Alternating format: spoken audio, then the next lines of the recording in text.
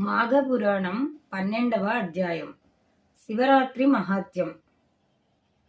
శబరి నది ప్రాంతంలోని అరణ్యంలో ఒక కులకుడు అనే బోయవాడు ఉండేవాడు.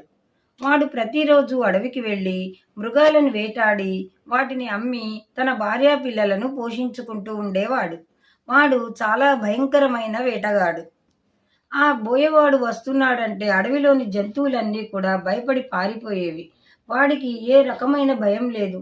రాత్రింబవళ్ళు అడవిలో ఏ ప్రాంతంలో అయినా నిర్భయంగా సంచరించేవాడు.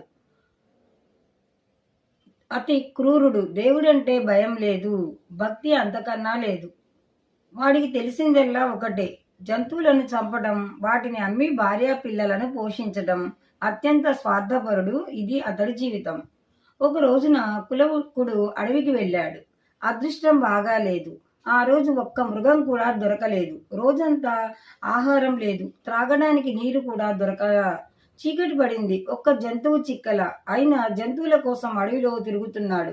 ఇంతలో అక్కడ ఒక పెద్ద చెట్టు కనిపించింది. చెట్టు ఎక్కితే ఏమైనా జంతువులు కనిపిస్తాయేమో అని చెట్టెక్కాడు.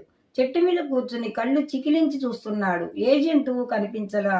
చీకటి పడడంతో కిందకి దిగకుండా ఆ చెట్టు మీదే కూర్చున్నాడు. రాత్రి గడుస్తోంది.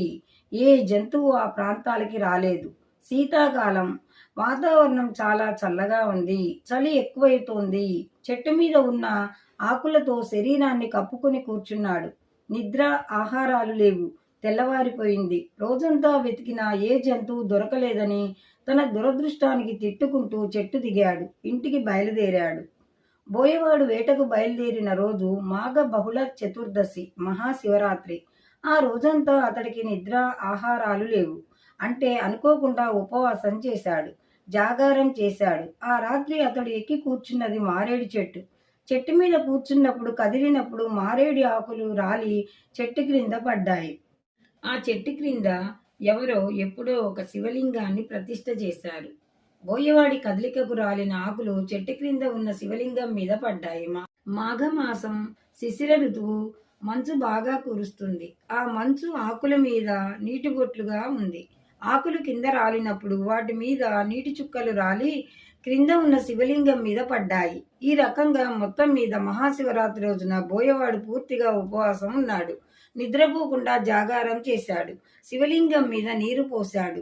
ఈశ్వరునికి బిల్వార్చన చేశాడు. ఇవన్నీ అతడికి తెలియకుండానే, అనుకోకుండానే జరిగాయి. తెల్లవారింది.